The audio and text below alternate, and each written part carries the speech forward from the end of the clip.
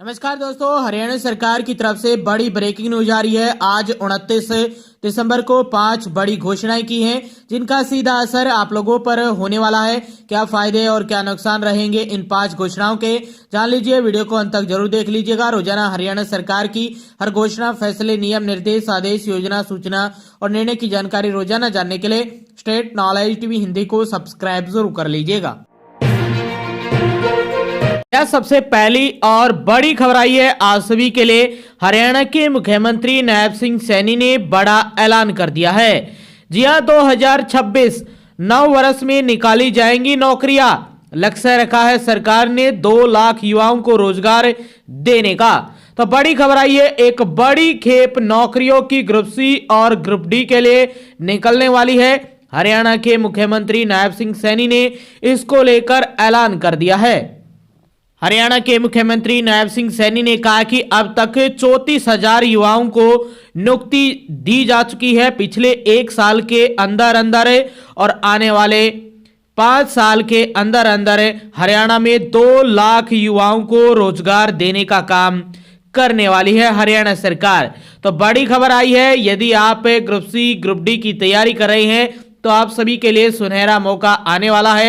एक बड़ी खेप हरियाणा में नौकरियों की निकलने वाली है और ये आपको नव वर्ष यानी 2026 जनवरी में आपको देखने को मिल जाएगा नोटिफिकेशन। साथ में ग्रुप डी की जो तैयारी कर रहे हैं उनके लिए भी खुशखबरी जनवरी में आने वाली है, उनके लिए भी नोटिफिकेशन देखने को मिल जाएगा। हरियाणा में जो भी भर्तियां हैं वो सीटी आधारित होती हैं, ग्रुप सी और ग्रुप डी की। ग्रुप सी के लिए सीटी हो चुका है, जिसका प्री का रिजल्ट भी आ चुका है। अब मेंस के लिए जो भी खेप निकलने वाली है नौकरियों की, उसके फॉर्म जनवरी में भराए जा सकते हैं। वहीं ग्रुप डी का नोटिफिकेशन देखने को मिल सकता है और मार्च अप्रैल के आसपास इसका एग्जाम भी देखने को मिल सकता है। तो ग्रुप डी की तैयारियों में भी लग जाइए और ग्रुप सी के मेंस की तैयारियों में भी लग जाइए और बड़ी बड़ी भर्तियां देखने को मिलेगी। 10,000 से ज्यादा ही वैकेंसी ग्रुप डी की आने वाली है और 30,000 के आसपास वैकेंसी ग्रुप सी की रहने वाली है। तो ये पहली और बड़ी खबर आई है, सरकार की तरफ से नौकरियों का पिटारा खुलने वाला है इस नव वर्ष 2026 जनवरी में। जी हाँ, दूसरी महत्वपूर्ण बड़ी खबर आई है आप सभी के लिए। हरियाणा सरकार के नवीन एवं नवीकरणीय ऊर्जा विभाग हरेड़ा ने खेतों में सिंचाई के लिए पीएम कुसुम योजना की शुरुआत की है। सोलर पंप सेट अनुदान पर मिल रहे हैं। सोलर पंप को बढ़ावा देने के लिए हरेड़ा की तरफ से 75% अनुदान मिल रहा है, सब्सिडी मिल रही है। इसके अलावा 3 HP से 10 HP के लगभग 8,050 सोलर पंप कनेक्शन भी उपलब्ध कराए जाएंगे। सोलर पंप सेट प्राप्त करने के लिए उपभोक्ता सरकार के सरल पोर्टल पर आज यानी 29 दिसंबर तक ऑनलाइन आवेदन कर सकते हैं।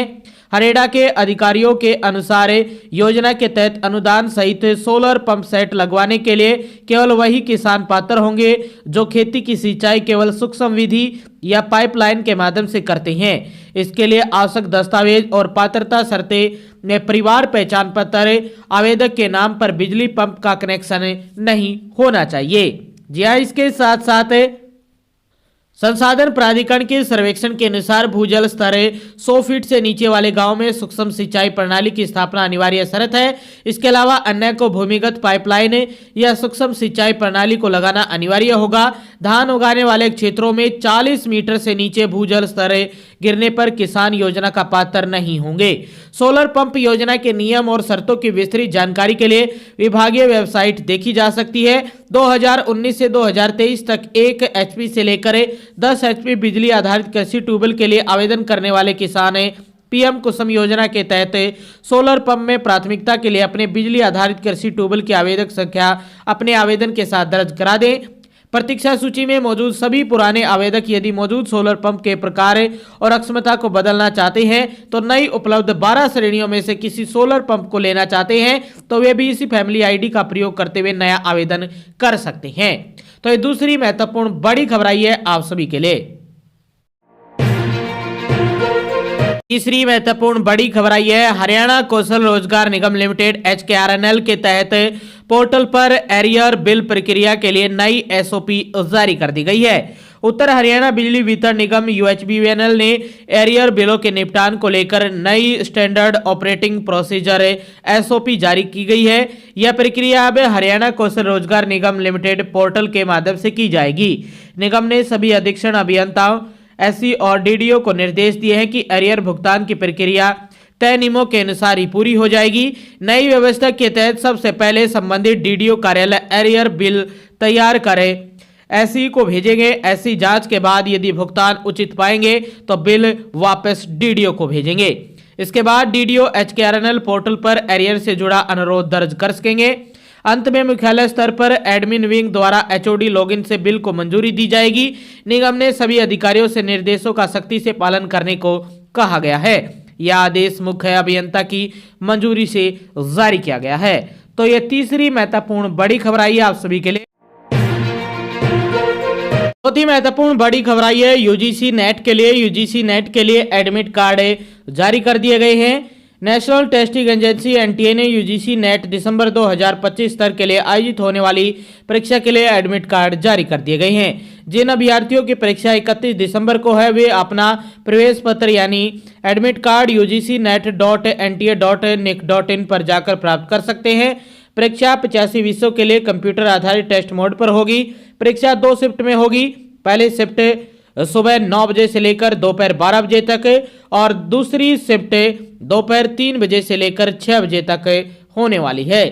तो ये चौथी बड़ी अपडेट आई है यूजीसी नेट को लेकर। जिनका एग्जाम 31 दिसंबर को है वो अपने एडमिट कार्ड वेबसाइट पर जाकर डाउनलोड कर सकते हैं। और ये चौथी महत्वपूर्ण बड़ी खबर थी आप सभी के लिए। पांचवी अपडेट आई है मौसम विभाग की तरफ से 29 दिसंबर 2025 को लेकर यह मैप जारी किया है मौसम विभाग की तरफ से कि 22 के 22 जिलों में आज मौसम कैसा रहने वाला है। बता दें कि पहले उन जिलों के नाम बता देते हैं जिनमें आज घना कोहरा देखने को मिलेगा। वो जिले हैं अंबाला, यमुनानगर, कुरुक्षेत्र, करनाल और कैथल। इन जिलों में सबसे घना कोहरा छाया रहेगा और थोड़ा हल्का जो कोहरा है वो हरियाणा के पंचकुला में, जींद में, इसके साथ साथ पानीपत में, सोनीपत में, रोहतक में, भिवानी में, चरखी दादरी में, झज्जर में, रेवाड़ी में, महेंद्रगढ़ में, गुरुग्राम में, फरीदाबाद में, पलवल में और मेवातनू में, इन सभी में भी कोहरा छाने को लेकर अलर्ट जारी किया गया है। इसके साथ साथ जींद, हिसार, भिवानी, रोहतक, झज्जर, चरखी दादरी, महेंद्रगढ़, रेवाड़ी, गुरुग्राम, फरीदाबाद, पलवल और मेवातनू में कोल्ड वेव चलने के लिए यानी शीत लहर चलने का भी अलर्ट जारी किया गया है। थोड़ी राहत सिरसा और फतेहाबाद में देखने को मिलने वाली है।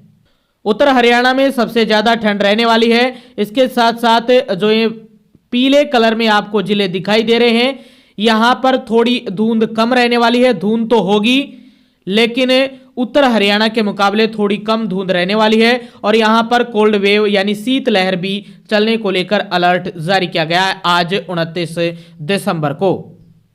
तो इसी प्रकार रोजाना हरियाणा की खबरें जानने के लिए स्टेट नॉलेज टीवी हिंदी को सब्सक्राइब करना मत भूलिएगा। मिलते हैं एक और अच्छी अपडेट के साथ।